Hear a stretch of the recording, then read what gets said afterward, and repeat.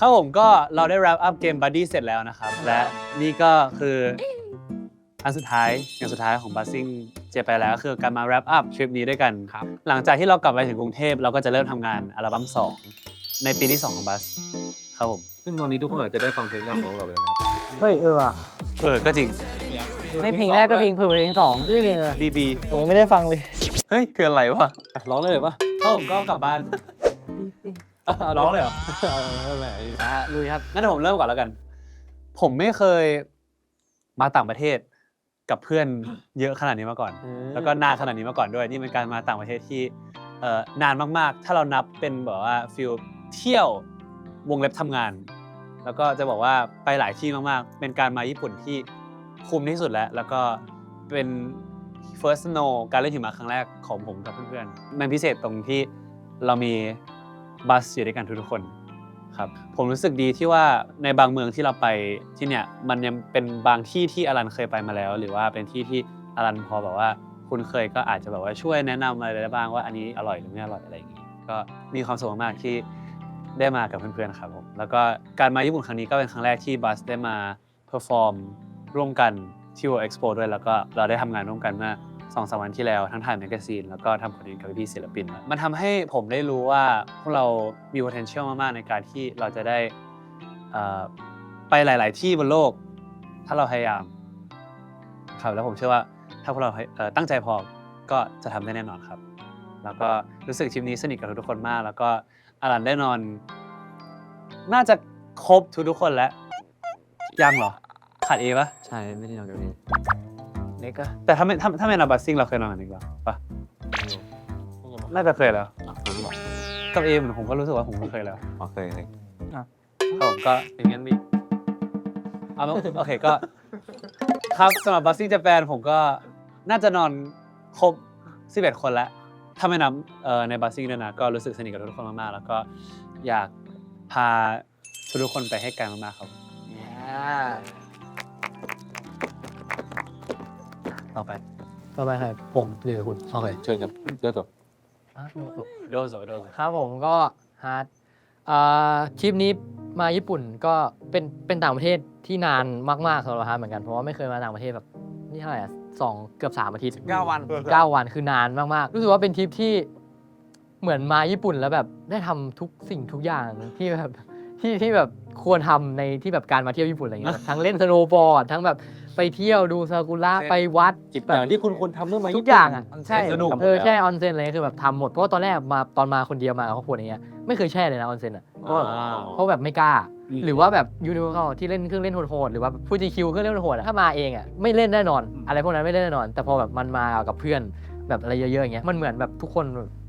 ทำให้กล้าเล่นอ่ะทำให้กล้าแช่ด้วยเพราะมันแบบรู้สึกว่าถ้าทำด้วยกันจะสนุกอะไรเงี้ยก็เลยได้ทำก็รู้สึกว่าเป็นระยะเวลาที่แบบดีมากๆแบบมีความสุขมันมีความสุขมากๆเพราะว่าได้ทำหลายๆอย่างแล้วก็ถ้าเกิดความสัมพันธ์กับเพื่อนอ่ะรู้สึกว่า12 คนดูแบบดูสนิทกันมากขึ้นนะใช่ไหมใช่ดูสนิทกันมากขึ้นก็แบบถ้าในสำหรับฮาร์ดอ่ะยิ่งคนที่แบบได้จับห้องนอนแล้วได้นอนด้วยกันมันก็จะแบบเหมือนแบบเร่งขึ้นมานิดนึงฟิลนั้นช่วงแรกที่ไปนอนกับพีมอ่ะก็เป็น4-5 คืนที่แบบว่าตัวติดกันมากมากแบบทุกวันจริงๆอ่ะทั้งที่แบบสนิทอยู่แล้วพอแบบอยู่ด้วยกันแบบแทบจะ24 ชั่วโมงจริงก็รู้สึกสนิทมากขึ้นหรือว่าพอย้ายจากคืนแรกเสร็จไปคืนไหนนะ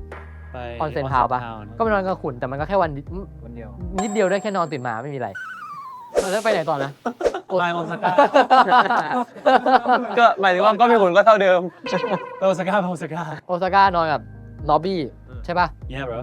นอนกับน็อบนี่คือนานสุดในทริปเลยแล้วก็รู้สึกว่าสนิทมากยิ่งช่วงเนี้ยแบบซื้อกล้องใช่ป่ะแล้วก็เลยแบบทั้งวันอ่ะกับเอด้วยเรื่องกล้องนี่คุยทั้งวันทั้งคืนด้วยไม่นอนใช่แล้วก็รู้อย่างนึงว่าน็อบทุกคนก็ถึงจะเป็นลีดเดอร์แต่ก็นาฬิกาปลุกก็ไม่เคยจะตื่นเหมือนกันแต่นี่จริงครับเฮ้ยอะไรอ่ะยิ่งวันรถไฟที่ชันเลยไม่แต่ถ้าคุณขับคอปเปอร์ครับผมเฮ้ยอย่าตกรถจริงครับเต็มนะเว้ยไม่จริงคุณก็ไม่ตื่นผมตื่นก่อนคุณตลอดเฮ้ยตายแล้วเราก็พอมาโอซาก้าเสร็จมาไอฟูจินอนกับเปอร์ก็ไม่มีอะไรครับก็ข้ามอย่างนี้เลยผมข้ามจริงไม่มีอะไรจริงไม่มีอะไรเราสนิทกันอยู่แล้วเจสันผมดูบอกทีว่าคุณสนิทกับผมสนิทไม่ก็กับเปอร์ก็เหมือนเดิมเพราะปกติเปอร์มันนอนห้องผมที่กรุงเทพอยู่แล้วไงรู้กันอยู่แล้ว แล้วก็พอผ่านฟูจินอนกับเขาเข้าใจว่าคนนี้ยังไม่เคยนอนด้วยก็คือนอนในไทย ก็ได้ทำอะไรแปลกๆด้วยกันเยอะอยู่ ไม่มีอะไรทำอะไรอ่ะ เสียนนี่ครับ จอยเอนจอยวัยรุ่นก็แบบเฮฮาดีตามภาษาวัยรุ่นครับใช่ครับผมก็รู้สึกว่าพวกเราสนิทกันมากขึ้น yeah สนิทกันมากขึ้น สนิทกันมากขึ้นnext นัทกิจ let's go ของผมก็ รู้สึกว่าทริปนี้เป็นทริปที่ได้ทำอะไรหลาย ๆ อย่างมาก เพราะว่ามาญี่ปุ่นจริงตอนมาญี่ปุ่นคนเดียวครั้งล่าสุดนี่คือไม่ค่อยได้ทำอะไรเท่าไหร่เลยใช่แต่ว่าพอมาครั้งนี้กับทุกคนมากับคือเรามีภารกิจที่ต้องทำด้วยก็เลยแบบว่าได้ทำอะไรหลายอย่างที่แบบไม่เคยทำแล้วรู้สึกว่าชอบมากก็อย่างแบบสโนว์บอร์ดหรือว่าไปเล่นเครื่องเล่นที่ USJ กับฟูจิคิวแต่ก่อนที่มาเล่นก็คิดว่าตัวเองแบบกลัวพวกโรลเลอร์โคสเตอร์หรืออะไรอย่างนี้อยู่แต่ว่าพอมาได้เล่นกับทุกคนพอมีเพื่อนๆก็รู้สึกว่าแบบมันก็ไม่ได้น่ากลัวอะไรขนาดนั้นแล้วก็แบบสบายๆชิลๆครับผมหรือว่าไปการถ่ายรูปผมรู้สึกว่าทริปนี้ผมชอบการถ่ายรูปมากขึ้นรู้สึกว่าแบบตัวเองแบบอยากซื้อกล้องแล้วตอนนี้มีแล้วได้ดับดีเห็นคุณซื้อแล้วได้ที่หนึ่งก็เลยแบบ ซื้อบ้างละ เพราะว่าไม่จริงๆเรื่องกล้องเนี่ยผมซื้อแบบอยากซื้อตั้งแต่ก่อนมีเครื่องถ่ายรูปแล้วแค่แบบเวลามันเหมาะเจาะที่แบบมันสามารถเอามาถ่ายได้พอดี ดวงดีก็หลาย ๆ อย่างที่พูดมาออนเซ็นด้วยครับผมก็หลังๆอยู่ญี่ปุ่นจนแบบเริ่มรู้สึกว่าแบบ ชิน เริ่มรู้สึกว่าชินแล้วครับผมแล้วก็รู้สึกดีที่แบบว่ามานานๆครั้งนี้ก็แบบได้พูดญี่ปุ่นเยอะขึ้นด้วยแล้วรู้สึกว่าแบบภาษาของตัวเองก็อัพขึ้นอีกอยู่ที่ไทยแบบว่าไม่มีใครพูดด้วยเลยแต่ว่าพอมาอยู่ที่นี่ก็แบบเพื่อนๆก็ชอบพูดเล่นกันก็แบบรู้สึกดีใจที่เพื่อนๆพูดกัน อย่างพี่มันพูดญี่ปุ่นเก่งจัดเลยอะ ไงคำหนึ่งขอคำหนึ่ง อิตาลีไซเฮ้ยคุณช้าอันนี้เดิมพยักหน้าด้วยพยักหน้าด้วยอิตาลีไซ ครับผมก็สนุกมากๆแล้วก็รู้สึกว่าความสัมพันธ์กับเพื่อนๆในกลุ่มก็รู้สึกสนิทกันมากขึ้นแล้วก็เหมือนที่พี่ฮาบอกว่านอนกับใครแล้วก็รู้สึกว่าแบบในช่วงนั้นก็แบบจะสนิทกันมากขึ้นอย่างเช่นแบบผมนอนกับภูในคืนแรกๆนอนกับพี่ขุนนอนกับพี่ม้าอะไรเงี้ยที่แบบได้นอนกันยาวๆก็รู้สึกว่าเป็นช่วงที่ได้สนิทกับทุกคนมากขึ้น แล้วผมวะคุณนอนกับผมด้วย อ๋อจังด้วย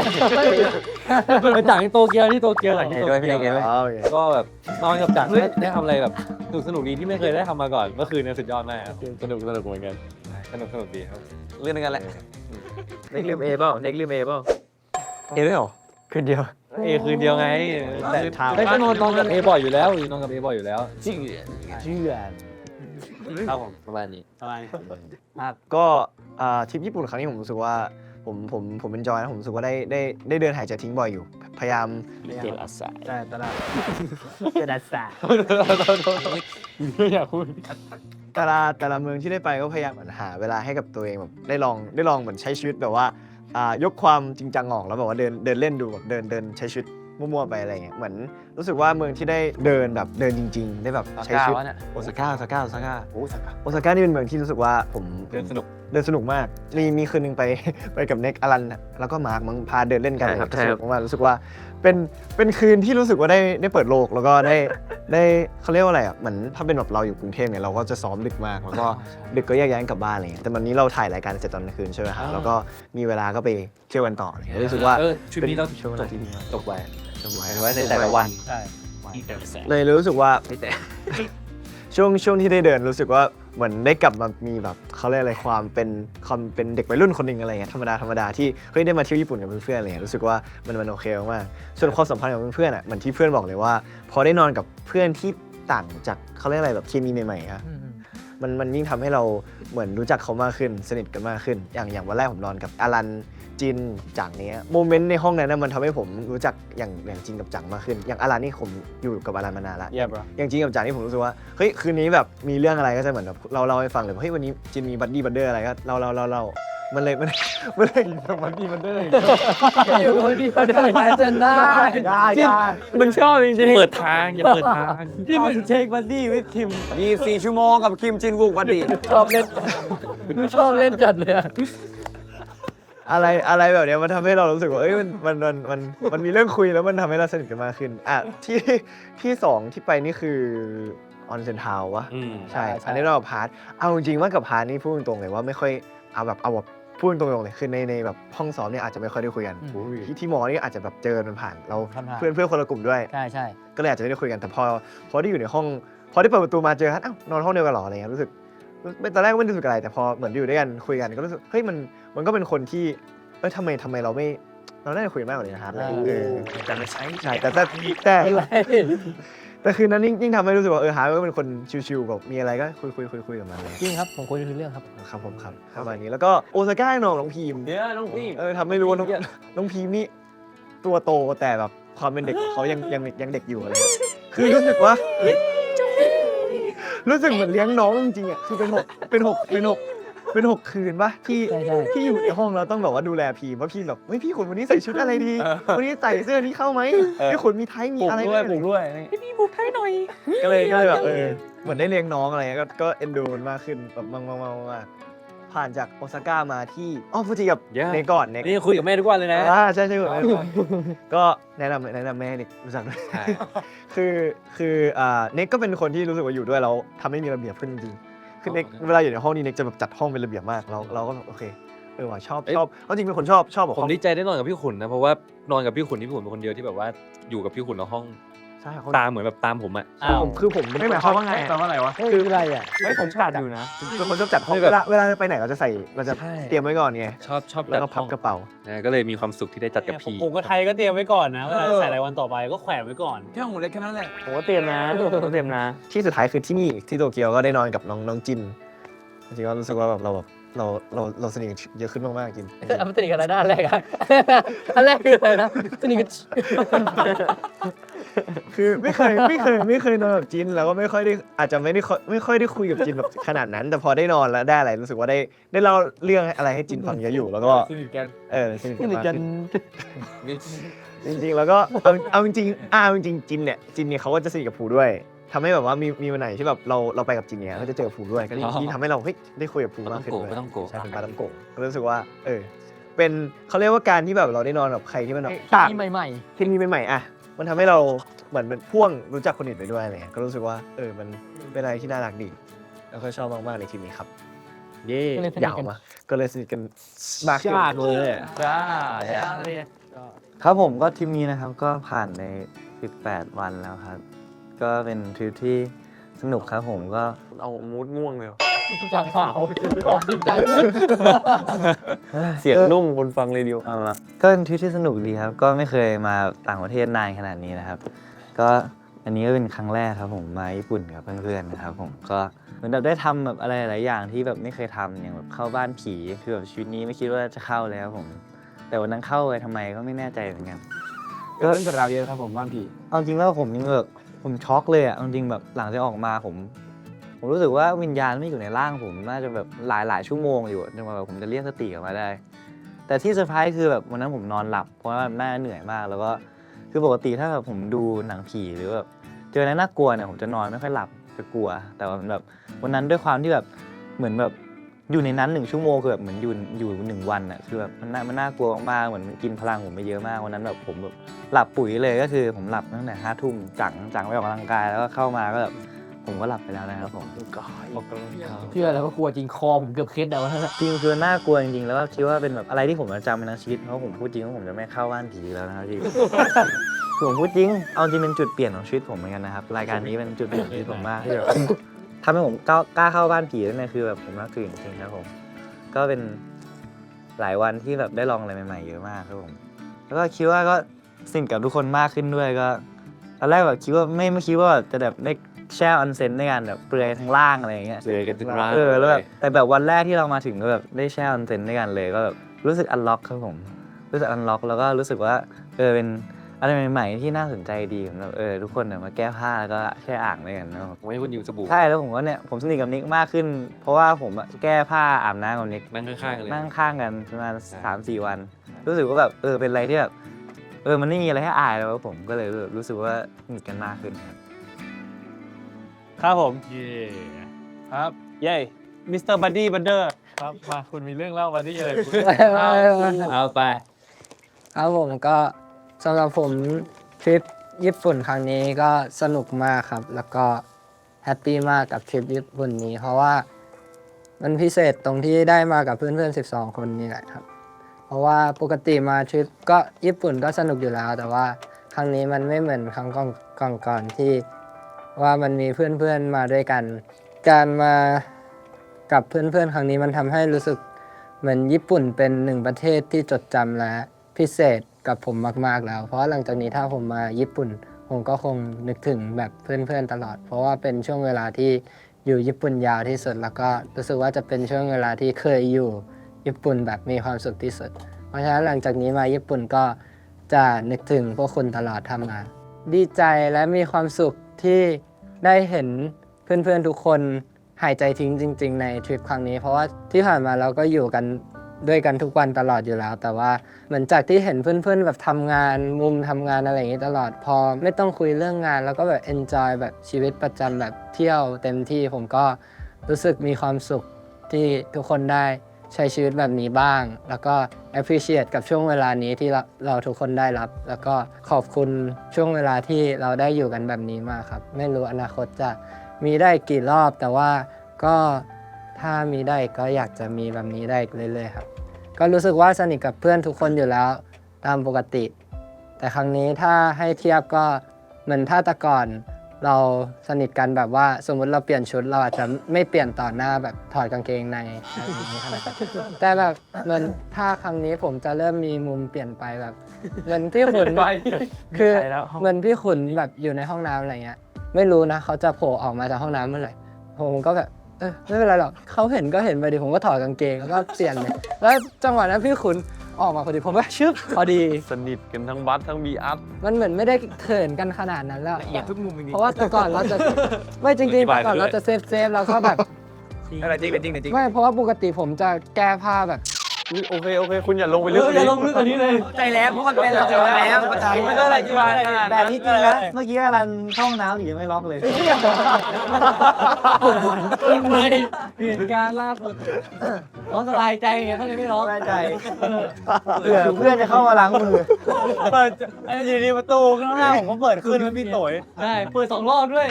2 รอบด้วยเหรอ โตยเปิด ใช่ครับ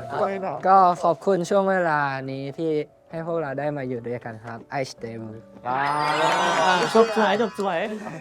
ตีชยานนท์ครับ ครับผมตามผมตายแล้วคนนี้ เฮ้ย รู้สึกว่า คือตอนที่ต้นปีผมไปเกาหลีใช่ไหม แล้วผมไปคนเดียว คือเพื่อนคนอื่นไปญี่ปุ่นกันหมด ใช่ แล้วผมอยู่เกาหลีคนเดียว แล้วผมพูดในวอล์กว่า รู้สึกว่า ถ้ามีเพื่อนบัสทุกคนมาเดินด้วย แบบเดินด้วยกันตอนกลางคืนหรือเดินด้วยกันเที่ยวกันน่าสนุกดีอะไรเงี้ย แล้วแบบพอบัสซิ่งเจแปนครั้งนี้มันเกิดขึ้นรู้สึกว่าแบบรู้สึกดีที่อยู่ด้วยกัน19 วันขนาดนี้ แล้วก็ได้ทำอะไรหลายๆอย่างเยอะมาก แต่แค่มันแบบมันผ่านไปเร็ว รู้สึกมันผ่านไปเร็วมาก แล้วก็ยังอยากอยู่ที่นี่ต่อ แล้วก็ยังอยากรู้สึกว่าถ้ามีทริปหรือว่าได้ไปเที่ยวกับเพื่อนหลายๆวันเนี่ยก็ยังอยากไปอีกเพราะว่าอย่างที่เพื่อนบอกทุกคนเลยรู้สึกว่ามันสนิทขึ้นจริงๆแล้วก็ยิ่งตอนแช่ออนเซ็นอาจจะพูดซ้ำแหละแต่รู้สึกจริงๆว่าตอนแรกๆเราก็คือเขินอายเหมือนที่จินบุ๊กบอกแต่พอเราแบบได้เข้าไปแช่ด้วยกันมันทำให้แบบเราสนิทกันมากขึ้นแล้วก็แบบไม่รู้ทำไมเหมือนกันนะตอนแรกๆก็เขินแต่พอหลังๆอ่ะมันเริ่มไม่เขินแล้วก็รู้สึกว่าเหมือนมันสนิทกันมากขึ้นจริงๆแล้วก็ถ้าให้พูดถึงทริปนี้เหรอ เมื่อกี้ยังไม่ได้พูดเหรอ พี่ไม่พูดเหรออันนี้เป็นที่เท้าความไง มีความหวัง เท้าความ รู้สึกอย่างนี้นะหมายถึงว่าผมว่ารู้สึกอย่างนี้ตั้งแต่บัสซิ่งไทยแลนด์ละ เรื่องอย่างนี้ ผมรู้สึกเสียงไม่ดีเสียงแหบผมรู้สึกอย่างนี้ตั้งแต่บัสซิ่งไทยแลนด์แล้วว่าแบบตอนทุกเวลาพูดอะมันไม่รู้จะพูดอะไรวะมัน แต่มัน ใจ รู้สึกจริงๆ มันในใจจริงๆแบบว่า เข้าใจ ในหัวมันจำไม่ทุกโมเมนต์แต่แค่ทุกโมเมนต์นั่นแหละมันเป็นสิ่งที่เรา appreciate แต่ว่ามันไม่ได้อยากจะบอกให้ทุกคนรู้อะ คือแบบผม appreciate กับทุกสิ่งเลยแค่แบบว่าอย่างนอกไอเอง อย่าง เป็น นี้ ครั้ ก็ งแรก มี ที่ เว้ย ไม่เป็นครั้งแรกที่นอกไอเอใช่ไหมดิ ใช่ไหมวะ ทำไม่ได้ เล่นเหมือนแบบผมนอยเองเงี้ยแล้วก็เพิ่งค้นพบว่าตัวเอเป็นคนพูดเยอะมากผมว่าพูดพูดเยอะกว่าผมอีกคืออยู่ผมแทบจะไม่พูดเลย พูดเยอะ พูดไม่ได้ว่านะหมายถึงว่าพูดเยอะดีแล้วพี่ชอบอะไรเงี้ยแล้วก็ยังแบบให้พ่อผมคุยกับเอย่างเงี้ยแล้วก็มันมีเกิดโมเมนต์ความน่ารักที่แบบพ่อผมคุยกับอะไรเงี้ยแล้วแบบมันน่ารักดีอ่ะผมรู้สึกแบบชอบอะไรเหตุการณ์คือปกติพ่อผมก็คงไม่คุยกับหรอกถ้าผมไม่ได้นอนกับหรือว่าไม่เกิดเหตุการณ์ที่แบบตอนคืนโทรหากันอะไรเงี้ยก็รู้สึกว่ามันมีหลายๆเหตุการณ์แบบนี้ที่แบบทำให้ผมรู้สึกว่าดีนะที่เราเกิดที่แบบนี้เลยเรามาด้วยกันครับผมส่วนสิ่งแรกที่กลับไทยไปจะทำกับอัลบั้ม2ก็คือลดน้ำหนักนิดนึง ทุกคนครับทุกคน มาที่นี่ผมกลมมากคือตุ๋ยสุดในชีวิต พูดจริง คือในชีวิตเนี้ยพูดจริงนะ ย้อนกลับไปดูพี่ไทยวันแรก ผมว่าจริงอะเมื่อคืนอะผมถ่ายรูปกับไปไทยอะแล้วแบบ ถ่ายแล้วแบบโอ้โหถ่ายเป็นชั่วโมงอ่ะไม่ได้สักทีอะแบบตุยอ่ะ ไม่ผมถ่ายคุณก่อนนะนั่นชั่วโมงเลยอะ ผมก็ตุยเหมือนกัน คือจริงๆคือพูดจริงว่าชีวิตเนี้ยอันดับหนึ่งแล้วไอทริปเนี้ยคือตุ๋ยมากผมพูดจริงผมกินไอติมวันละ2 คนกินข้าว ไม่สุดในชีวิต เยอะสุดแล้ว ทุกคนครับขึ้นรูปบิ๊กป๊อก นั่นแหละคือแบบรู้สึกว่าแบบแต่มันมีความสุขไงผมแค่รู้สึกว่าแบบผมได้อยู่กับทุกคนอ่ะผมถ้าทุกคนทำด้วยกันอ่ะผมก็กินด้วยกันรู้สึกว่าทุกคนแบบเหมือนถ้าไม่กินผมก็งอนต้องกินด้วยกันอะไร อ๋ เงี้ อย ที่พันผ้านี่คือปิดแก้ม ติดแก้มมาอ้วนเกิน โอ้โห ไม่กินแล้วตัดเพื่อน ใช่มันสนุกดีรู้สึกว่ายังยืนยันคำเดิมว่ายังอยากมาเพื่อนๆอีกทุกคนในหลายๆทริปเพราะมันสนุกมากนั่นแหละครับผมประมาณนี้ครับ โอเคครับ ครับผมต่อไปครับชินกร ครับผมก็ทริปนี้นะครับเป็นทริปที่ยาวมาก น่าจะเป็นหนึ่งในครั้งที่ยาวที่สุดที่ผมเคยแบบมาต่างประเทศเลยแบบว่าเอาจริงมันยาวมาก ถ้าเราคิดดูดีๆอ่ะคือทริปนี้มัน 18 วันใช่ไหม 19 วัน 19 วัน 19 วัน เราต้นปีได้เพิ่งมาญี่ปุ่น 7 วันก็คือปีนี้อยู่ญี่ปุ่นมา เดือนหนึ่ง 1/4ของปีแล้ว ว้าว คือเยอะมาก 14ได้ไงวะอิน ใช่อ๋อ ไม่ก็7 บวก 19 1/12มันเดือนหนึ่ง ไม่หมายถึงว่าแค่ตอนนี้ ตอนนี้ ปี2025ตอนนี้ผ่านไปแค่4 เดือน ที่ผ่านมาแค่ 4 เดือนเนี่ย โอ้ยก็คือมันผ่านมา4 ปี I'm sorry bro ใช่ อยากได้ไง I'm sorry bro มันมาเรามาที่นี่1/14ของปีนี้1/4ของปีนี้แล้ว ซึ่งแบบนานมากแบบว่าเกือบทั้งปีนี้อยู่ที่ญี่ปุ่นมาแบบเยอะมากแล้วจนแบบรู้สึกว่าคุ้นชินกับญี่ปุ่นแล้วแต่ว่ารู้สึกว่าการที่มาญี่ปุ่นครั้งนี้มันไม่เหมือนทุกทีเพราะว่าเรามากับเพื่อนแล้วมันรู้สึกว่าแบบการที่มากับเพื่อนมันเป็นประสบการณ์ที่ใหม่มากแล้วก็ทำให้ทุกอย่างมันต่างจากเดิมเหมือนแบบว่าปกติเดินโตเกียวมันจะได้ไวบ์หนึ่งแต่ว่าพอมากับเพื่อนเนี่ยมันก็ได้อีกไวบ์หนึ่งแต่ไวบ์วุ่นวายหน่อย เดินกับ X ใช่ปกติเดินกับพ่อแม่กับน้องอะไรอย่างงี้นะจะมากับเพื่อนมันก็เหมือนแบบมันได้ฟิลนึงเลยอ่ะมันเดินไปเรื่อยๆแล้วก็เหมือนแบบว่าดูแบบแอบวุ่นวายนิดนึงแต่ว่าก็สนุกนะครับแล้วก็หนึ่งอย่างที่ชอบมากในทริปนี้คือเราได้เล่นสโนว์บอร์ดนะครับเพราะว่า จริงว่ะ เคยเล่นสกีแต่ไม่เคยเล่นสโนว์บอร์ดแต่พอได้เล่นสโนว์บอร์ดมันเอาจริงมันสนุกมากแต่ว่าเราลงมากี่ทีเราก็อยากลงอีกรอบไปเลยไง ล้มก็ยัง เอาจริงรู้สึกนานกับสโนว์บอร์ดนะรู้สึกมันเหมือนแบบ รู้สึกมันผ่านมานานมากอะ ใช่ ทำไมวะ ผ่านมากี่วันแล้ว ก็นานอยู่ มันจะ3 อาทิตย์แล้วแต่สโนว์บอร์ด จริงๆแล้ว ไม่แล้วเพราะเรามีอะไรทำทุกวันไหม ให้กลับไปเล่นไม่เป็นแล้วสโนว์บอร์ดอ่ะ น่าจะไม่เป็นไร ไม่เล่นไม่เป็นอยู่แล้วด้วยตอนเล่น AR ขอเข้ามา AR รู้สึกขอเข้ามาตลอด ล้มเข่าเนี่ย ขอเข้ามา ป้ายเขียนคอร์ส ไปชวนฝรั่งไหม ฝรั่งมันชนผมทำไม Sorry bro แล้วอยู่ไหนแล้วนะ sorry bro พี่บอกโซลิโบนี่รู้สึกนานมาก จริงชีวิต มา นา คัส นมาก เนี่ย ไอ้ต่อ ทริปนี้นานจริงครับแล้วก็เราได้ไปหลายที่ที่เคยไปมาแล้วนะครับแต่ว่าพอมันไปอย่างที่บอกยังพูดไปว่าพอไปกับเพื่อนมันได้อีกฟิลหนึงเลยแบบว่าสมมติว่าไป Universal เนี่ยปกติไปเล่นแต่เครื่องชิวๆนะครับรอบนี้ก็เล่นแต่เครื่องชิวๆเหมือนกันแต่ว่าเพื่อนๆเล่นแบบเครื่องสนุกๆอะไรอย่างเงี้ยเหมือนแบบก็มีความคิดอยู่นะเล่นดีไหมวะแต่ว่าบอกเลยคิดไปกันตั้งแต่ก่อนไปแล้วว่าจะไม่เล่น พี่ยังผ่านได้เลยบ้านบีสิงห์นะพี่พูดจริงอันดับ1ในชีวิตแล้วเหมือน ได้ กัน เดี๋ยวค่อย ดูเสียงพี่สิเป็นอย่างนี้เลย เขากลัวมากพี่ไทยอ่ะอะไรก็แต่ต้องเขาไม่ได้ กางเกงเกือบขาด แต่กลับไป แต่ว่าเอาจริงก็สนุกดีนะแบบว่าได้เห็นเพื่อนเล่นมันก็สนุกดีแบบนึงใช่ แล้วก็เราได้มาทำงานต่างประเทศด้วยครั้งแรกไป World Expo ใช่ แล้วจริงเจ๋งมากเลยนะ World Expo คือว่าล่าสุดเนี่ยเอไปซื้อ lobster อุ้ย ขนมปังมา เมื่อเช้า แล้วเอกลับไปคืนที่ช่วยเขาใช่ไหมแล้วเขาเปิดรูปขึ้นมาเราใช่คนนี้หรือเปล่า เฮ้ยใช่ แล้วมันคือบาส ใช่ มันคือรูปบาส ใช่ เขาถามว่ารู้จักจากไหนเขาบอกว่ามันเป็นเว็บไซต์ที่แบบเป็นเว็บไซต์ข่าวเกี่ยวกับ World Expo เฮ้ย ได้ เอาเรื่องเลยเหรอ พี่ที่ขายล็อบสเตอร์ ใช่คุณรู้เหรอ มีช่วงนึงชื่อเสียงเขา ไปเลย อ๋อ กินไม่ได้ เขาบอกว่าเขาจะมาดูเราที่ซัมเมอร์โซนิก ใช่ ด้วย ใช่ จริงเหรอ เออ จริงปะเนี่ย แล้วเขาจะเอาล็อบสเตอร์ไหมวะ ก็ดีนะอร่อยจัดเลยอ่ะ ดี ทุกพอร์ต ก็รู้สึกเหมือนแบบเราได้มาทำงานที่เราชอบในต่างประเทศครั้งแรกเจ๋งมากครับเจ๋งมาก ก็คือมีคนญี่ปุ่นอยู่ดีๆก็รู้จักเราขึ้นมาแล้ว จริง สุดยอด อันนี้ก็ตกก็ใส่แม่ อย่างที่บอกไปเป็นการเที่ยวที่แบบรู้สึก ดูสู้ รู้สึกใหม่มาก พอมันมากับเพื่อนมันได้อีกฟิลหนึ่งซึ่งตอนนั้นพี่เน็กเคยบอกเองไว้นะครับว่าการเที่ยวอ่ะตอนพี่เน็กมาคนเดียวใช่ไหมพี่เน็กบอกว่าการเที่ยวมันไม่ได้อยู่ที่สถานที่มันอยู่ที่ผู้คนซึ่งจริงมาก เพราะว่าพอรอบเนี้ยพอไม่ได้มากับครอบครัวมันเหมือนได้ใหม่ที่ใหม่ที่หนึ่งเลยแต่ว่าเคยมาแล้วอะไรอย่างเงี้ย ถ้ารอบหน้าเรามาได้ก็ไม่ใหม่แล้วดิ ใช่ แสดงว่า ไม่ใช่มาดิ มันอยู่ที่ผู้คน อยู่ที่ผู้ค คน นครับก็คืออยู่ที่ผู้คนนะครับโอเคจบพอแล้ว งมตั้งนาน ต่อไปนะครับคุณคริส ครับผมมาถึงตามนายนะครับก็ นี่อาจจะไม่ใช่ทริปที่นานที่สุดที่มาเคยไปมา แต่ว่าแบบรู้สึกว่าอาจจะเป็นทริปที่คิดถึงบ้านน้อยที่สุดเลยกันเออ จริงจริงจริง รู้สึกว่า พ่อแม่ร้องไห้แล้ว ไม่คิดถึงพ่อแม่คือแบบแต่ก็แบบก็รู้สึกว่าเรามีอะไรให้แบบให้ทำเยอะมากเลย มีวิตี้เยอะ ก็มันก็เป็นแบบเรื่องราวความทรงจำที่แบบน่าจดจำมากๆรู้สึกว่าในทริปนี้มีหลายอย่างที่แบบเป็นครั้งแรกของมันเนี่ยแบบสโนว์บอร์ดอะไรเงี้ยก็เป็นครั้งแรกออนเซ็นแช่ออนเซ็นเป็นครั้งแรกในชีวิตมากเหมือนกันแบบไม่เคยแช่เลยแล้วก็ได้แช่กับเพื่อนๆด้วย เป็นครั้งแรกที่มาญี่ปุ่นแล้วไม่ได้กินซูชินะครับ ผมไม่ได้กิน ไม่ได้กินเหรอ ได้กินแล้วไง แบบได้กินน้อยมากได้กินน้อยมาก พี่กับร้าน มากินไอติมพวกเนี้ย แบบ ไออาหารมินโชก แต่ว่าชอบไอติมมากชอบไอติมที่นี่มากแต่ว่าแบบเอาเป็นว่าก็ได้กินนะได้กินปลาดิบแต่ว่ารู้สึกปกติจะกินจนเบื่อแต่ว่าเราเนี้ยไม่ได้กินจนเบื่อครับวันนี้เบื่อเนื้อแทน เพราะเรากินปิ้งย่างเกือบทุกวัน ใช่ครับ เลยแก้เป็นอย่างนี้ไง แล้วก็โอ้แล้วก็แบบมาไม่เคยคิดว่าทั้งในชีวิตเนี้ยจะแบบเคยแบบซันเบิร์นที่ญี่ปุ่นนะครับแบบมันก็เลยแบบ แดดมันแรง ใช่แล้วก็น้ำหนักขึ้น5 โลนะครับ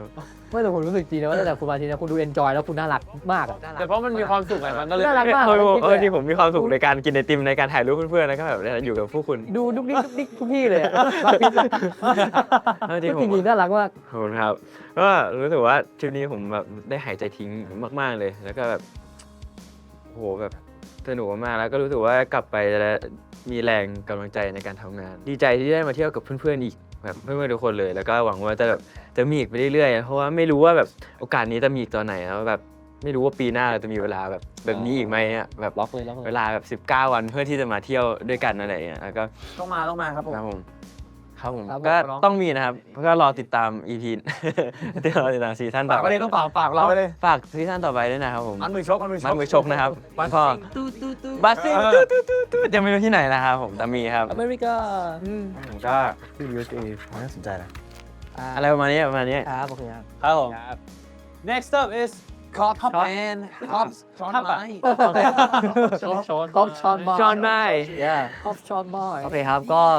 ทริปนี้นะครับถือว่าเป็นทริปการไปเที่ยวต่างประเทศเที่ยวต่างประเทศกับเพื่อนๆครั้งแรกของเปิร์เลยครับคือจริงๆตอนเด็กๆเนี่ยเคยมีความตั้งใจว่าอยากไปกับเพื่อนเหมือนกันเพราะว่าเหมือนแบบสมัยก่อนคือตอนอยู่โรงเรียนอะไรเงี้ยเขาจะแบบตอนปิดเทอมเขาจะชอบมาถามว่าใครจะแบบไปประเทศนี้อะไรอย่างงี้ไหมให้ลงชื่อมาอะไรเงี้ยที่โรงเรียน แต่ว่าก็ไม่ได้มีโอกาสได้ไปสักทีครับจนรอบนี้เนี่ยเอาจริงๆตั้งแต่เกิดมาไม่เคยไปกับที่ไม่ใช่ครอบครัว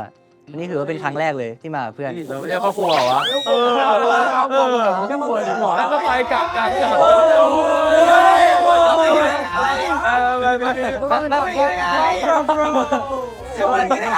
ังคนเสียงคุณอะ จะได้ใช้ ไม่ใช่ปกติไม่ถึงว่าครอบครัวทางสายเลือดอะไรอย่างเงี้ยก็เป็นเขาก่อนเพราะจริงๆผมจินตนาการไม่ค่อยออกเท่าไหร่ว่าเวลามากับเพื่อนเนี่ยจะเป็นยังไงมันจะวุ่นวายแค่ไหน ซึ่งเอาจริงผมก็ยังเหมือนครั้งที่แล้วอยู่คือก่อนมาผมก็ยังแบบกลัวคิดถึงบ้านอยู่เพราะผมเป็นคนติดบ้านมากใช่แต่ว่าเอาจริงรอบนี้ผมคิดถึงบ้านน้อยมาก ถ้าเทียบกับครั้งที่แล้วผมรู้สึกว่าผมเอนจอยกับการมาที่นี่มากๆแล้วก็ทุกกิจกรรมรู้สึกว่าคิดว่าชีวิตนี้คงไม่ไ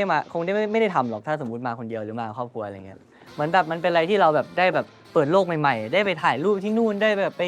เขาเรียกว่าอะไรนะ appreciate แบบสถานที่ต่างๆอะไรเงี้ยคือปกติคือเอาจริงๆก็คือเป็นการแบบมาหลายๆเมืองอะไรครับมาหลายๆเมืองของญี่ปุ่นครั้งแรกครับผมใช่ซึ่งเอาจริงผมติดใจเมืองหนึ่งมากของญี่ปุ่นก็คือโอซาก้าผมรู้สึกว่าผมชอบเมืองโอซาก้ามากแล้วก็หวังว่าอนาคตเนี่ยผมก็น่าต้องกลับมาซ้ำอีก กุลิโก้ครับผมเพราะว่าผมรู้สึกว่าโอซาก้าเป็นเมืองที่เขาเรียกว่ามีความแบบเป็นแสงสีระดับหนึ่งแล้วก็ไม่ได้วุ่นวายมากหมายถึงว่าผมรู้สึกว่ากำลังเดินสนุกจริง คือเอาจริงโตเกียวก็ดี แต่ว่าแค่โตเกียวอ่ะผู้คนค่อนข้างเยอะ นิยมมันฮิต มันนิยมอะไรครับคือผมก็เลยรู้สึกว่าผมชอบโอซาก้ามากครับ แล้วก็อีกอย่างที่ผมชอบก็คือสวนสนุกที่ผมไปก็คือผมรู้สึกผมเป็นคนชอบเล่นแบบอะไรที่มันค่อนข้างผาดโผนแล้วก็รอบนี้ได้มาลองอะไรผาดโผนก็รู้สึกว่าผมต้องกลับมาซ้ำเดี๋ยวนัดกันเพื่อนๆนะครับผมอย่ามาซ้ำอีกรอบนะครับได้สนุกมากครับทริปนี้ใช่ครับขอบคุณนะครับที่ทำให้ผมได้มาทริปนี้กับเพื่อนๆนะครับถ้าไม่มีรายการนี้นะครับก็คงไม่เห็นผมมากับเพื่อนที่ต่างประเทศครับ เพราะฉะนั้น เพราะฉะนั้น กระทืบไลค์ การทึกไลค์ด้วยเลยครับ เยอะๆเลยนะ ชอบไลค์กด subscribe เพื่อให้เราได้มาอีกนะครับประมาณนี้ฮะ โอเค next rapper เฮ้ย จังจี จากนี้แล้วที่พี่มาพูดผิด โอ้ย ครับ ก็เป็นครั้งแรกของผมเหมือนกันที่ได้มาต่างประเทศกับเพื่อนครั้งแรกนะครับ ก็ไม่เคยมาต่างประเทศกับเพื่อนเหมือนกัน นี่เป็นครั้งแรก อย่างที่ทุกคนบอกไปมันคือการเที่ยวเนี่ยมันอยู่ที่ผู้คนจริงๆครับ สถานที่มันจะเป็น เอาจนจบเลยเหรอ สถานที่มันเป็นสถานที่เดิมก็จริงเพราะว่าคือทีมเนี่ยผมก็ได้ไปหลายๆที่ที่ผมเคยไปเหมือนกัน แต่ว่าแบบมันก็เป็นให้อีกฟิลหนึ่งที่เราไม่เคยมาสัมผัสมาก่อน เพราะว่าเรามากับครอบครัวมันอาจจะมีความสงบมีความแบบไปไหนไปค่อยๆไม่ทำอะไรผัดโผนอะไรขนาดนั้นเนี่ยนะครับเราก็ไม่ได้วุ่นวายมาก แต่พอเรามากับเพื่อนทั้ง12 คนมันรู้สึกว่าให้ฟิลที่แบบเป็นครอบครัวอีกแบบหนึ่งเป็นครอบครัวที่วุ่นวายมากขึ้น แล้วก็สนุกมากขึ้นอีกแบบหนึ่งเหมือนกัน แล้วก็เอาจริงๆผมชอบเล่นสโนว์บอร์ดมากครับทริปนี้แล้วก็ได้เล่นสวนสนุกที่ไม่คิดว่าตัวเองจะเล่นเหมือนกันคือเอาจริงๆขนาดทริปนี้ผมยังไม่กล้าเล่นหลายอันเหมือนกัน แต่ว่าสุดท้ายก็ได้ลองกล้าเล่นอันใหม่ๆมากขึ้น ก็เป็นอีกครั้งหนึ่งที่บัสซิ่งทำให้ผมได้กล้าลองทำอะไรมากขึ้นครับ แล้วก็ทริปนี้เหรอทริปนี้ผมก็ชอบที่เราได้ออนเซ็นกันครับอีกอย่างหนึ่งเหมือนกันออนเซ็นมันเหมือนกับว่าทริปนี้เรามาเพื่อรับชมสิ่งที่สวยงามที่ญี่ปุ่น แล้วก็ได้กลับไปแบบใช้ชีวิตแบบที่ไม่ต้องคิดอะไรมากค่อยๆหายใจทิ้งไปวันๆเดินไปชมนกชมไม้ชมวิวแล้วก็อยู่กับเพื่อนๆไม่ต้องคิดอะไรมากไม่ต้องคิดถึงเรื่องงานไม่ต้องคุยกันเรื่องงานอะไรเงี้ยมันเป็นแบบทริปที่ให้เรามาผ่อนคลายบวกกับการที่แบบได้อะไรใหม่ๆพร้อมกับชมสิ่งที่สวยงามไปด้วย ก็รู้สึกว่าทำให้เหมือนกับได้ทั้งอินสปิเรชันแล้วก็ได้ทั้งความผ่อนคลายไปในตัวอะไรวะจะพูดอะไรวะ เข้าใจมันเยอะ มันแบบว่า หลายอย่าง ว่าเราแบบ เยอะจริง พู ผม ดได้ ก็ เป็น กำลัง ชั่วโมง คิดอยู่ว่าผมจะพูดอะไรดีวะนั่น มันเหมือนเรามาแบบเราได้หลายอย่างมากเราได้อินสปายทั้งแบบได้ใช้เวลาด้วยกันได้หายใจทิ้งได้แบบเดินเที่ยวในเมืองตอนกลางคืนอะไรเงี้ยคือแบบผมคือถ้าอยู่ไทยผมจะไม่ได้ทำอย่างนี้แล้วกัน ก็ดีใจที่ได้ย้อนกลับมาแบบทำอย่างนี้รู้สึกเหมือนคิดถึงแบบสมัยเมื่อก่อนเหมือนกันว่าแบบได้ใช้ชีวิตอย่างสนุกสนานครับ ซึ่งก็จะบอกว่าจริงนี้รู้สึกว่าเราสนิทกันมากขึ้นทุกคนเลยแบบสนิทกันมากขึ้นมากๆด้วย ขนาดวัดซิ่งครั้งที่1เราไปไหนด้วยกันเรายังไปไม่เป็นทีมขนาดนั้นรู้สึกรอบนี้เรามาแบบเป็นทีมเดียวกันแบบสุดๆแล้วก็มีอะไรรู้สึกว่ารอบนี้เราช่วยกันเหมือนกับว่าเราแค่รอบนี้เราแค่มองตาแล้วก็รู้ใจด้วยกันแล้วว่าอะไรกำลังจะเกิดขึ้นหรือว่าแบบเราอะไรจะเกิดขึ้นเรากำลังจะไปทำอะไรแล้วเพื่อนคนนั้นต้องการอะไรแบบทำให้เราแบบสนิทกันมากขึ้นไงหมายถึงอย่างนั้นมองตาก็เลยว่าเจือน เป็นทริปที่ทำให้เรา appreciate แล้วก็ได้สนิทกับเพื่อนมากขึ้น ได้รับชมสิ่งสวยงามได้ทำงานได้ทำทุกอย่างครับเป็นทริปที่ perfect มากสำหรับผมชอบมากครับ ดัสกี้ครับพี่ ครับผมโอเคครับสุดท้ายแต่ไม่ท้ายสุดนะครับพี่วัสดุ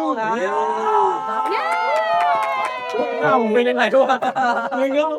ฟังจัง ครับผมเดี๋ยวเราจะให้พี่วัสดุญี่ปุ่นพูดนะครับความรู้สึกอยู่ญี่ปุ่น ครับผมก็จริงเยอะมากเลยว่ะไม่รู้จะเริ่มพูดจากอะไรแต่ว่าก็อันนี้ก็คือครั้งแรกแบบครั้งแรกของวีจริงๆที่แบบมาที่ญี่ปุ่นไม่ใช่แค่แบบครั้งแรกที่มากับเพื่อนแต่เป็นครั้งแรกของการมาต่างประเทศที่ไม่ใช่มาเลเซียกับสิงคโปร์ครั้งแรกบอกว่า แล้วก็ครั้งแรกมันก็ได้มากับเพื่อนใช่ไหมมันก็เลยทำแบบแล้วคือจะขอบคุณก่อนแล้วกันขอบคุณคนที่แบบว่าคิดค้นแบบบัสซิ่งเจแปนขึ้นมาเพราะว่ามันทำให้ผมแบบได้เรียนรู้อะไรหลายอย่างได้ชอบอะไรหลายๆอย่างในต่างประเทศมากขึ้น เพราะว่าถ้าสมมุติแบบปกติถ้าแบบวันหยุดอะไรเงี้ยพิงก็คงแบบกลับบ้านใช่ไหมกลับบ้านที่ตรังอะไรเงี้ยแต่ว่าผมว่าผมได้แบบอีก1ช้อยที่แบบถ้าสมมุติหยุดแล้วผมจะมาเพราะว่าคำไม่ถูก ฮะ มาใครครับ Flex Flex Pop yeah ครับผมนั่นแหละเพราะว่ารอบนี้ที่มาแบบว่ามันสนุกมากได้แบบทำกิจกรรมแบบ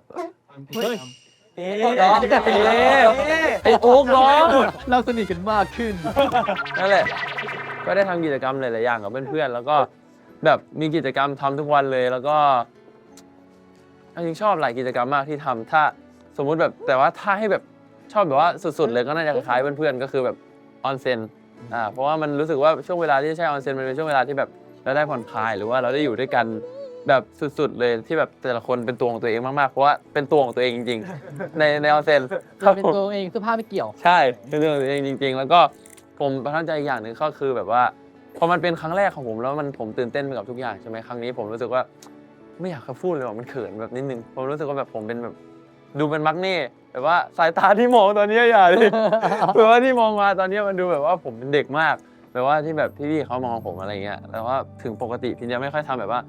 ตัวเด็กๆเท่าไหร่อาจจะแบบปีนเกลียวไปบ้างหรือว่าแบบว่าอาจจะทำตัวโตๆเพราะว่าตัวโตอะไรเงี้ยแต่ว่าผมแบบรับรู้ได้ถึงจากการที่แบบว่าพี่ๆเขาแบบว่าแบบเลี้ยงดูผมหรือว่าแบบไม่ว่าทุกคนเลยหรือว่าย่างเนื้อให้อะไรเงี้ยหรือว่าอะไรต่างๆนานาที่แบบเขาแนะนำผมอะไรเงี้ยไปเดินช้อปปิ้งไปเดินซื้อของไปเดินแบบเที่ยวกันตอนกลางคืนอะไรเงี้ยผมมีความสุขมากๆ เลิกครับเลิกทำตัวผู้ใหญ่ คลิปนี้ เป็นมักเน่ครับ ผมเป็นเด็กไงแต่ผมมาไม่บ่อยนะร่างนี้ผมมาไม่บ่อยแต่เดี๋ยวคัดไปผมก็ทำตัวเหมือนเดิม มาตลอดเอาจริงนะเนี่ย ถึงตัวก็จะโต แต่ ผู้ใหญ่นอกสึกขอพี่ นั่นแหละครับก็สนุกมากๆที่ได้ทำอะไรกับเพื่อนๆนะครับแล้วก็รู้อีกอย่างหนึงที่รู้ก็คือรู้ว่าตัวเองแบบเป็นคนชอบแบบว่าเจอแบบว่าคนเยอะๆชอบเป็น extrovert อยู่แล้วแต่หมายถึงว่าชอบเจอคนเยอะๆที่แบบเป็นคนแบบ หลากหลายชาติ หลากหลายชาติมันแบบพอมันเจอกันมันรู้สึกว่านี่คือเขาเป็นคนเหมือนเราอะแต่ว่าเขาแบบมียีนมีเลื่อนเนื้อที่แบบโตต่างคนต่างโตกันมาไม่เหมือนกันอะไรเงี้ยแล้วพอเรามาเจอกันก็รู้สึกว่านายก็คนเหมือนกันนี่หว่าอะไรเงี้ย นั้นพี่เดินไปเจอคนสูง2 เมตรกว่า ที่ ตัวเล็กไปเลย ผมชอบแบบอะไรอย่างเงี้ยชอบการที่เจอแบบคนเหมือนกันแต่ว่าแบบคนละสปีชีส์อะแล้วพอ ที่เดียวกัน สปีชีส์เดียวกัน ทีมเล่าให้ผมฟังตอนไปเดิน World Expo ว่าแบบว่า อืม ทีมชอบมาก อืม ๆ ตอนที่แบบเพราะ World Expo มันเป็นแบบอีเวนต์ของโลกเนาะ อืม ก็จะมีคนจากทั่วโลกมาแล้วแบบเราก็เห็นคนแบบเต็มหมดแล้วพิมพ์ว่าพิมพ์อินเรื่องนี้เนาะ ชอบเรื่องที่แบบได้เจอคนแบบหลาย ๆ ประเทศนั่นแหละครับ แล้วก็ขอบคุณที่สร้าง ทริปดีๆอย่างนี้ขึ้นมานะครับผมแล้วก็มีโอกาสหน้าเขาอยากมาเองนะครับมากับเพื่อนๆทั้ง12 คนหรือว่ากับทุกคนที่มาตอนนี้นะครับผมก็สนุกมากๆนะครับ ขอบคุณครับ เย้ เล่นได้ ภูก็ชอบเจอคนต่างประเทศ ถ้าผมขอแอดอีกนิดนึงแล้วกันว่าทุกๆอย่างที่ได้เกิดขึ้นในทริปนี้ทั้งมิชชั่นต่างๆทั้งการเล่นเกมบัดดี้ทั้งทุกที่ที่เราได้ไปแล้วก็ทุกเวลาว่างที่ผมรู้สึกว่าทริปนี้มันมีหลายวันอยู่ที่เราได้เลิกเร็ว เราเลยได้มีเวลาแบบว่าไปใช้ชีวิตด้วยก็มันนอกจากว่ามันทำให้พวกเราอ่ะได้เหมือนหายใจทิ้งมันทำให้พวกเราได้ใช้เวลาด้วยกันด้วยอะไรอย่างเงี้ยก็คงเกิดขึ้นไม่บ่อยครั้งใน1 ปี ก็อยากจะเก็บทุกอย่างทั้ง19 วันนี้ไว้เป็นความทรงจำ ผมว่าจริงๆนะอีกอย่างที่ทำให้ทริปสนุกขึ้นคือแบบพี่ๆทุกคนอ่ะพี่ๆทุกคนที่แบบพี่ตากล้องพี่ทุกคนแบบเขาเล่นแบบเขาเอาจริงเขาใช้ เขา คำ มี ว่าอะไร ความสุขมากนะ กวนอ่ะเขากวนอ่ะหมายถึงว่ามีอะไรเขาแบบเหมือนเขาเล่นมุกกับเราหรือเรา พี่ชาย บางอย่างสับใหม่ๆที่เขาให้เราอะไรอย่างเงี้ย ยิงไม่แต่มันสนุกขึ้นมากเพราะว่าแบบ environment มันดีหมายถึงว่าสิ่งแวดล้อมมันดี แล้วแบบมีคนพอทุกคนแบบให้ไวฟ์เอเนจี จริง สนุกสนานอะไรเงี้ยทำให้ทริปมันแบบสนุก ขอบคุณครับ ทุกคนทุ่มเทมากๆเลยครับเพราะฉะนั้นขอเสียงตบมือด้วย เย้เรามีความสุข ครับ ไม่ใช่ อย่างเราหายใจทิ้งว่ะ หายใจทิ้งท่ามกลางเมืองชิบูย่าเอาไหม อยากจะมีเวลาให้เราได้ไปละลาฉันขอสักวัน The boy just wanna have fun ออกไปชมนกชมไม้ชมผู้ชมวิวด้วยกัน baby หายใจทิ้งไม่ต้องคิดมากมายตื่นตอนเย็นไปเช้าฉันคิดมากมายแล้วหายใจทิ้งแต่ไม่ทิ้งรอยยิ้มที่เคยมีไม่ต้องคิดไม่ต้องแคร์ให้มันมากมายเรื่องพรุ่งนี้เป็นยังไงไม่ต้องคิดไป Boys just wanna be boys just wanna be boys just wanna be boys ไป 7 8 9 Bossing Japan ありがとうございますまたねออกไปชมนกชมไม้ชมผู้ชมวิวด้วยกัน baby หายใจทิ้งไม่ต้องคิดมากมายตื่นตอนเย็นไปใช้ออกซิเจนแล้วหายใจทิ้งแต่ไม่ทิ้งรอยยิ้มที่เคยมีไม่ต้องคิดไม่ต้องแคร์ให้มันมากมายเรื่องพรุ่งนี้เป็นยังไงไม่ต้องคิดไกล Boy just wanna be boy just wanna be boy ไม่ต้องคิด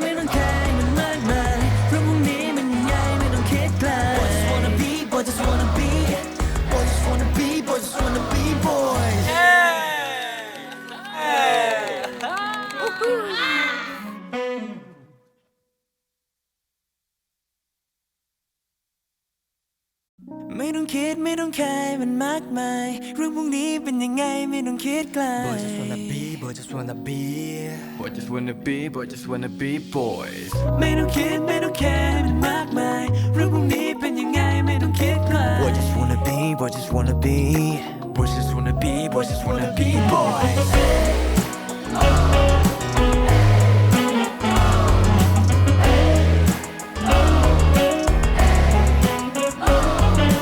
My ชีวิตของฉันมันก็ fast forward, fast forward. ชีวิตมีแต่ เหนื่อย word. ก็มีหนักทั้งปี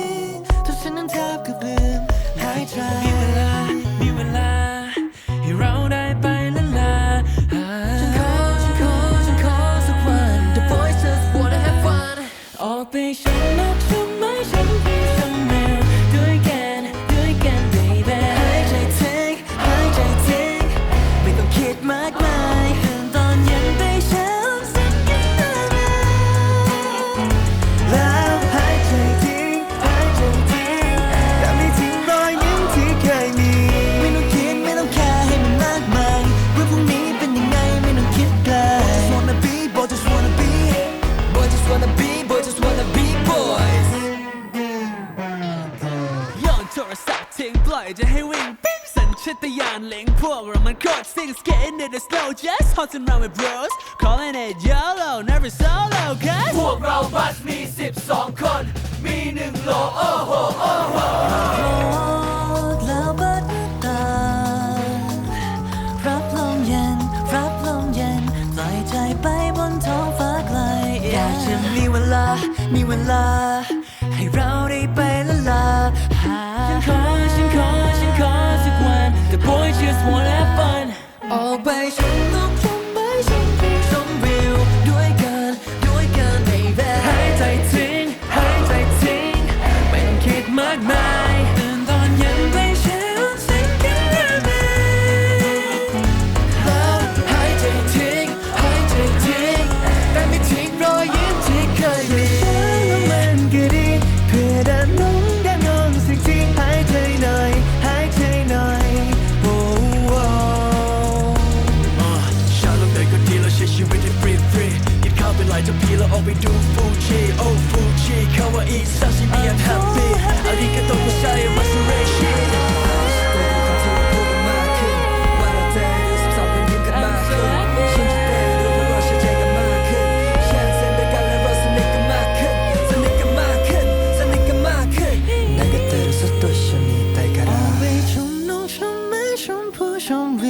ด้